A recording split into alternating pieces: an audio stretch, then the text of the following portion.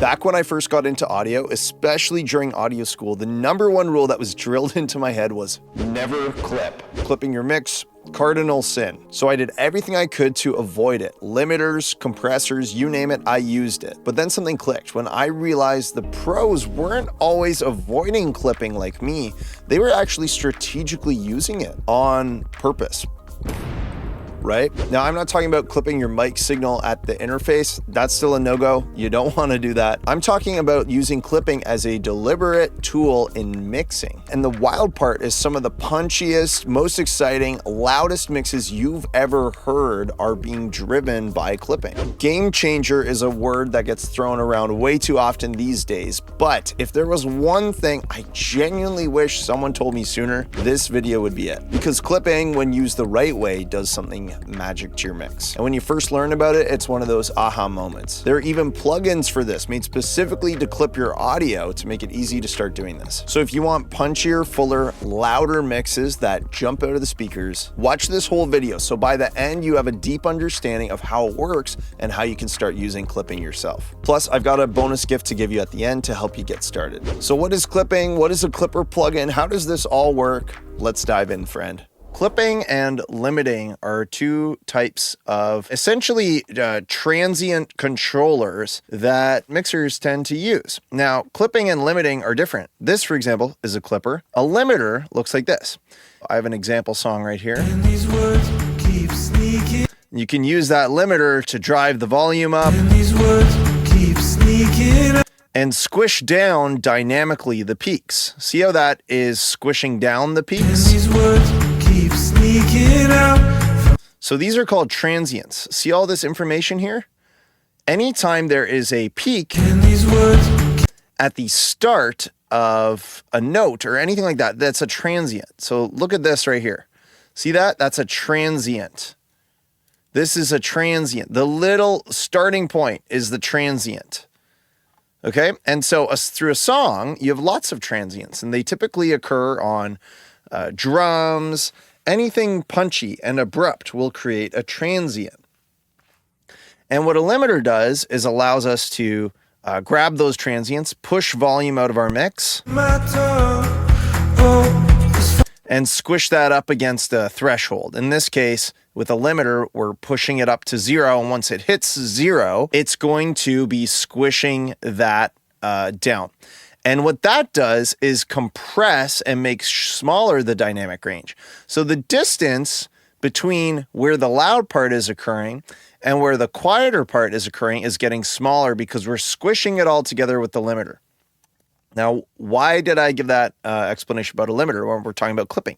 Because clipping is similar, but it's doing something very, very different in that it is not squishing the transients. Okay, so going back to this mix, it's not squishing the transients down, it's chopping them clean off.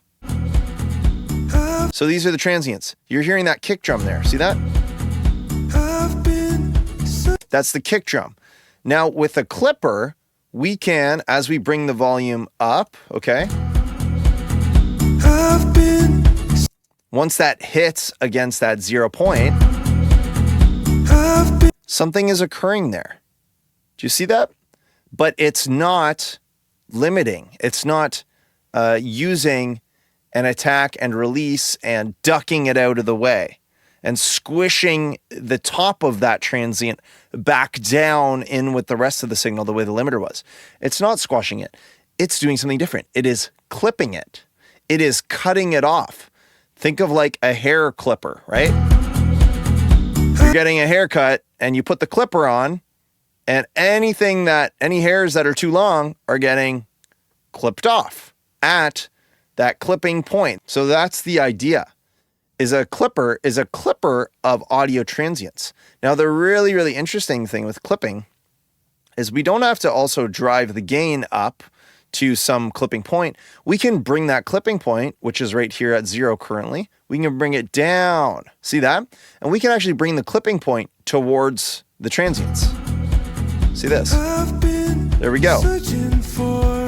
Watch that little red dot.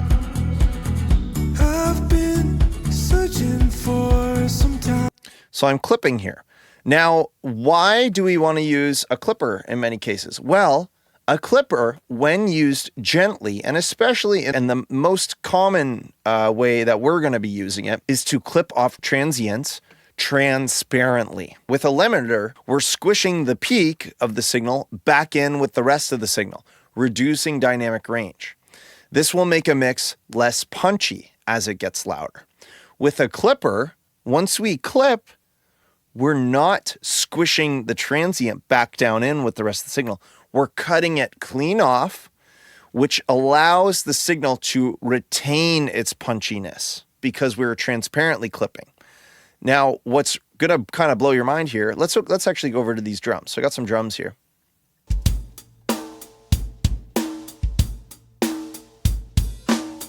Okay, let's look at this little loop here. Here's a clipper on the drums. Now what I can do is bring that clip point down to where it's catching the transients of the drums. So it looks like the kick is the most transient thing. So we're going to clip this whole drum mix, right? It's a whole mix. We're going to clip the whole thing. And it's mainly just going to catch the kick because that's the loudest transient here. So not clipping, and I bring the clip point down. So now everything going over, what's this? Minus 5.6. Anything going over that is getting clipped off. And so here's the crazy part. I'm going to now bypass this. I'm going to turn it on and off and see if you can even hear that clipping happening. Remember, we're trying to do transparent clipping happening here. So bypass and on.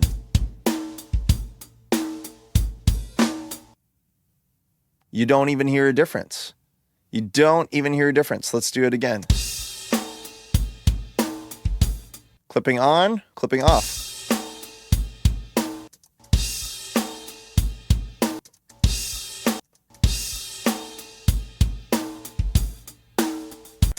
Can't even hear it.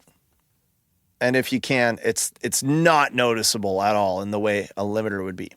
So notice we're doing transparent clipping. And what is this doing for us? Why do we want to do this? Why does this even matter? Well, one thing that's really important to get pro sounding mixes is baking loudness into our mix, is allowing room in our mix for loudness to be squished out of it later in our master. And part of the way that we get even louder in our mastering stage, much, much later on, we're not going to talk about that now, though clipping is very common in mastering as well. One of the ways we do that is by clipping transients and giving us more headroom. So what headroom is the distance between the loudest parts of our signal, or the distance between where a signal is occurring and where zero is, where our clipping point, which is digital zero, right? So if anything hits the top of our fader, any transient hits there, that's going to be a clipping point. So right now on these drums, when I play them, nothing's close to that clipping point of zero. If I turn the gain up, we have some overs happening. We're clipping at zero, right? So what I can do is make that clip point happen earlier. We're still clipping the drums in the same way, but instead of me boosting the gain up, I'm just clipping downwards. And what I've got here is now much more headroom. So let's say I put a limiter after this clipper, just so you can see. Here's the limiter, just so you can see. That's with the clipper on. With the clipper off, look at where all those peaks are coming in at. They're coming in higher. Clipper on, we've gained back almost 3 dB of headroom on those loudest transients. So look at this. Clipper off. We have one peaking here. We have a kick hit there, peaking at -3. -3. I turn on the clipper, and I'm using it subtly, transparently. We'll talk about the transparency after a little bit. But now that that's on, and you can't hear an audible difference in the way it sounds because we're just clipping the peaks transparently. Now our signal is peaking here. It's peaking at -6. And that gives us later when we're turning our mix louder, when I'm giving it 3 dB of extra juice, now it's hitting -3. But if that clipper was off and I'm giving it 3 dB of extra juice, we're already hitting our 0. And the difference is with the clipper on, sounds exactly the same. But I can push a whole nother 3 dB louder, 5.9, before I'm even hitting 0. Right? And there's a little wiggle room with these limiters. So that little bit there, don't worry about that. But look at that. I'm able to get this 3 dB louder before hitting 0, right? Before hitting digital 0 here, hitting my limiting point by applying the clipper. Hey friend, if you're finding this helpful, do you mind just hitting that like button and also hitting the subscribe button on the channel? That's going to tell YouTube that this sort of video is helpful for you and will help you get my next video to help you get your best mixes yet. Done? Okay, you're awesome. Let's get back to the video. Now, how do we apply the clipper correctly? Well, we're going to want to listen carefully because we only really, in this case, and what I'm showing you about just using a clipper to get headroom back and get louder mixes, you can also use a clipper for effect, and that's something called saturation. That'll be covered somewhere else. What we want to do here is transparent clipping to gain headroom. So all you want to do is use your ears. Clip until you can hear something happening. So until we're hearing distortion.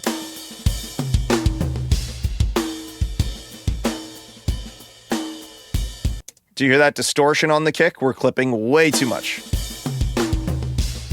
It's smearing, it's crushing the kick. It sounds like it's bit crushed. Ew. So I'm going to back that off.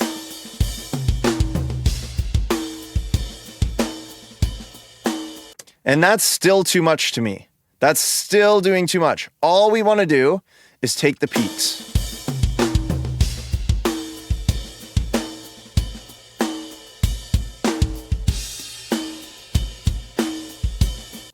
Just the peaks.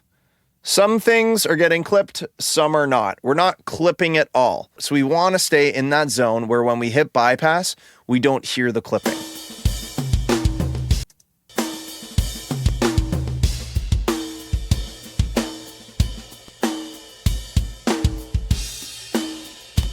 So it's really a mix of like, do I hear it when I hit bypass?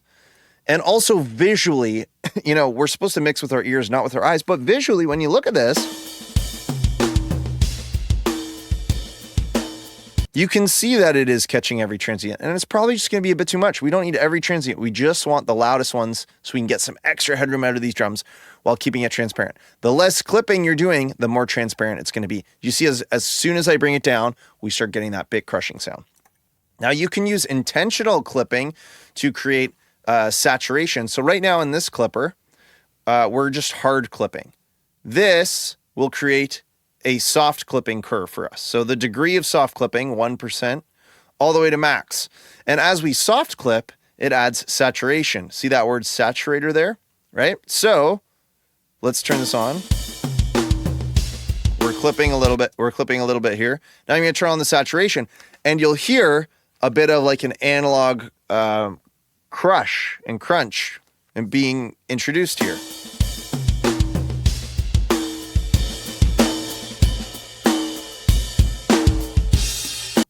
You hear that crunchiness? So this is way too much. But what you can do is use a little bit of soft clipping tastefully. Whenever I'm doing it here, it's only ever like 5, 10%, usually max. I don't usually do a ton more, but you can use it to push for perceived volume.